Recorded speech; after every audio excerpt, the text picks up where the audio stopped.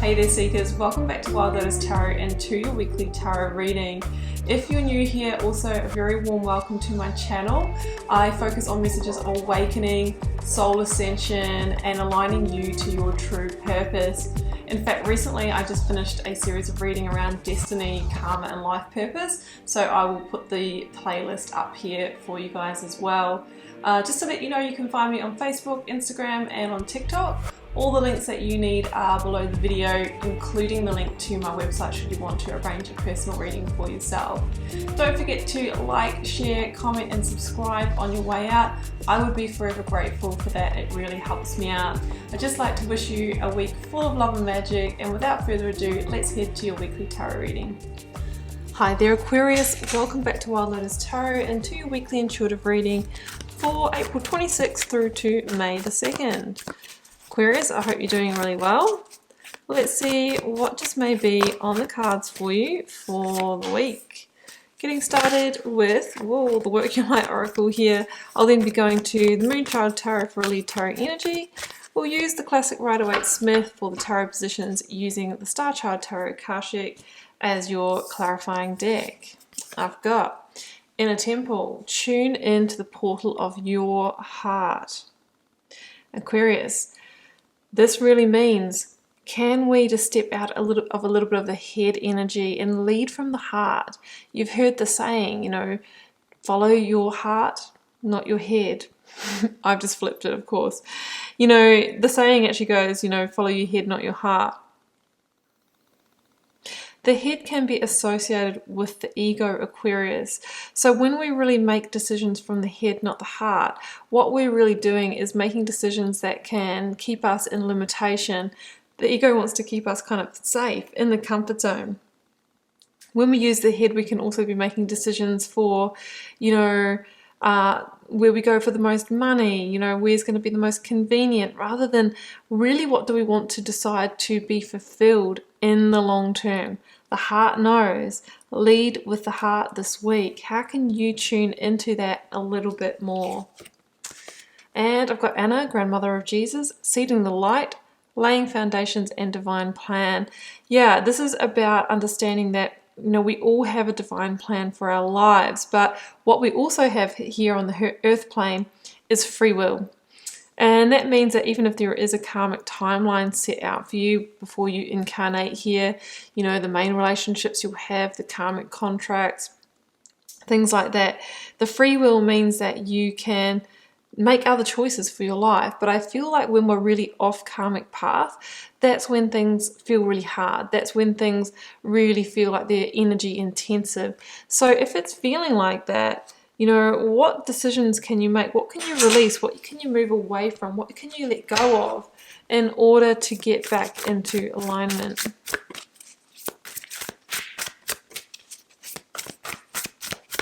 Okay, Aquarius. Let's get your overarching energy. There it is. It is the Ace of Swords. Yes, breakthrough, victory, revelation. This is also about truth and aligning to your inner truth. Sometimes by cutting yourself free from what no longer serves you, sometimes by drawing clear boundaries or lines in the sand between yourself and things that you're no longer going to be available for anymore. What energy are you not allowing into your life anymore? Sometimes this can be a clear, honest, heartfelt communication that needs to happen in order to initiate change in your life. So it could be time to speak your truth from the heart, and that is how we begin to transform our reality. Beautiful. Okay, Aquarius, let's go to the tarot. Beginning with the energy of the recent past. Energies leaving, completing or transitioning in your life if this is your reading. The Four of Pentacles. There goes the comfort zone. There goes the ego energy right there. I'll explain why very soon. Current or focus energy. Yeah, back on the karmic timeline. Guys, the tarot does not lie. It's always so obvious. Yeah, after maybe releasing what no longer serves you. Let's go for the outcome energy. Outcome result energy for Aquarius. Knight of Cups. Lovely. Okay, yeah, the star. That has come out so much in the last few weeks, guys. That star energy clarifies now. Hanged Man. Perspective. Yes. Wheel of Fortune, the Hierophant, number 5, Taurian energy in the major arcana. The star is Aquarian energy, Knight of Cups is Pisces for me, and the Fool, Starseed, Aries energy. So you've got a lot of major arcana here, 1, 2, 3, 4, 5, and the Four of Pentacles again from the different deck here. Wow, okay, guys, this is it's very interesting when this happens. It's pretty much summing up exactly what I just said in my little preamble here. Where are you holding on, playing small, leading from the head rather than the heart because it's guarded?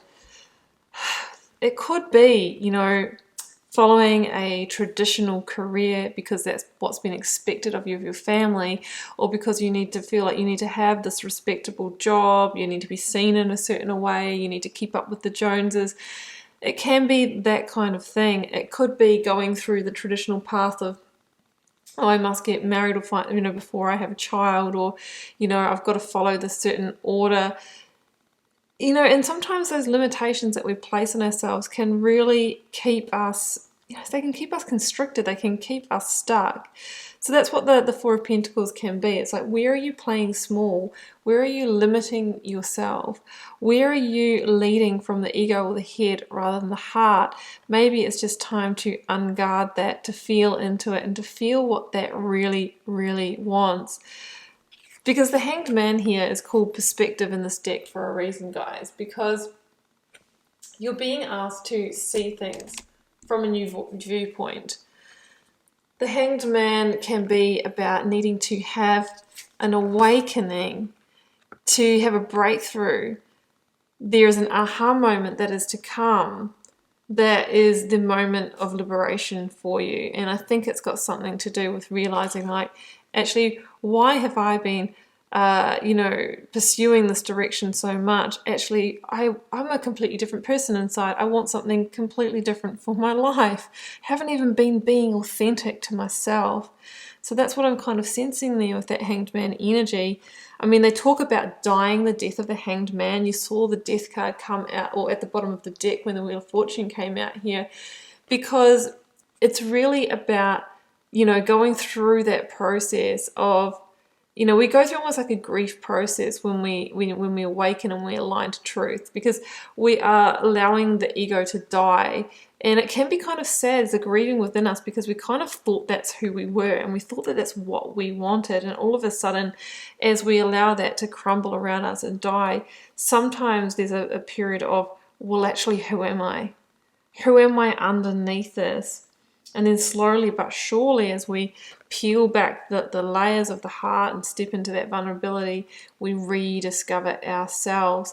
And it's also acceptance of, hey, yep, look, I've led by the ego from now, but now I'm finally going to lead by heart. It's that acceptance of, you know, that we have like lived that script up until now, that liberates us and breaks us free. So that's what I'm really sensing with those cards, guys. It's really, it's your time, right?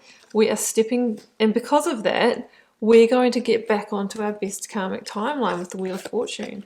Wheel of Fortune and the Hierophant. Challenging tradition.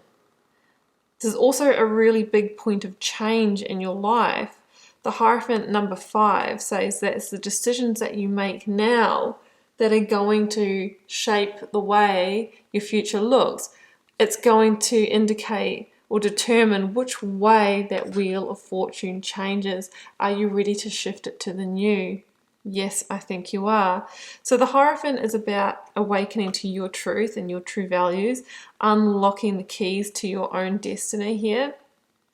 Rather than going along with what has been expected of you, you are awakening to your truth and beginning to align your life with it. And because of this awakening, you're making leaps on your timeline. So if I didn't explain that well before, I believe that before we incarnate here, we have agreed to the karmic lessons that we'll achieve in this life for the purpose of evolving our soul. But of course we have that free will, so we can not choose them, we can not enter them. So when we kind of go through this process of, it's almost like, you know, putting on the glasses, getting clarity of our truth, like, and then we're releasing, we're going to go through like a quantum leap here, because we're really going to go through a big shift where we're dropping several layers. And then we kind of really get back onto timeline. So you might have been off for a while, and I'm seeing a quantum leap, and that's really going to shift that wheel, right? Life's going to get juicier, it's going to get sweeter, because you're in your universal flow. It was divine timing for this to happen for you. In fact, this could be one of your big karmic lessons, is in this life, I'm going to recognize this pattern for myself, and then I'm going to move with universal flow from here on in. So the Wheel of Fortune is about karma, it is about destiny, it is about a luck change. It really is about getting back into the flow of life, and, you know, your fortune really changing as a result of that. And change it absolutely does, because look at the cards. The Fool, called Starseed, Knight of Cups, and the Star. So the Fool says, yeah, you are on the threshold of a completely new beginning, you know, a beginning that is in alignment with your heart and your truth. So step onto that path. Don't worry about where it's all heading, where it's going, where it's leading, what the destination will be, but we're trusting in the journey as led by our instincts. It's an Aries energy, so it's about taking bold moves forward, you know, really leading your own life here, blind leap of faith. It's that kind of energy. So because you are clearing the slate, you are creating the energetic space for the new to enter your life. So enter the Knight of Cups, Piscean energy. This can be an invitation, a proposal, somebody coming forward and expressing their feelings for you with a cup of love. When we shift our energy, when we open ourselves to receive and put out a vibration of availability with healthy boundaries, things start entering our life. People, you know, job opportunities, whatever it may be for you, whatever it is, you're going to be attracting in more emotional connection, more happiness, more things that fulfill you. And it's all leading to your divine wishes here, right? This is how we align to it. This is the process. The more we tip out what isn't working for us, what has held us back, we step into our vulnerability, we lead from the heart. You know, we do the energetic work to balance our energy and to ground ourselves. That's when we start working towards those divine wish fulfillment. That's when the stars really start to align, is what I was trying to say there. So I really feel that you are, you know, going back to that oracle card here, seeding the light, laying foundations, divine plan, like that was always there, but I feel like you are taking a quantum leap back onto that, and because of that, everything's just going to it's going to amplify in your life in a happy direction, is what I'm sensing here. So how you can feel if you're not on that process, like I said, it can get hard. It just feels like there's no movement in your life, because the Four of Pentacles and the Hanged Man card there is very much a stagnant energy. And you know the times in your life where it's like, yeah, I'm going along with it, you know, it's all very routine, it's okay, but I'm not lit up. Sometimes we have short periods of that, and that's okay. But if it feels like they're ongoing and we're not getting any growth, that can be an indication that it's time to shift something up. It's time to do something to change your energy, and it's time to look in the corners of your life that just might not be working. What are you putting up with that you shouldn't? What are you just taking an apathetic or complacent kind of outlook on? How can you turn that around to being exciting and to challenging yourself? Okay, Aquarius, well, I'm going to leave it there, and I hope you enjoyed this intuitive message. Do keep in mind it is a general reading for the collective. My readings are about alignment to truth, ascension messages, and messages for awakening. So they're a little different from, you know, the standard kind of love readings and things like that. That's my purpose. That's what I'm about. So I hope you enjoyed my interpretation of the tarot here today. Feel free to drop me a comment if you're called to share. I do read them all, guys, and try my best to respond to them all over there as well. It helps me get to know you guys, connect with your energy, and see what the collective themes are. Aquarius, it has been a pleasure. I will see you back here for another one next week. Bye for now.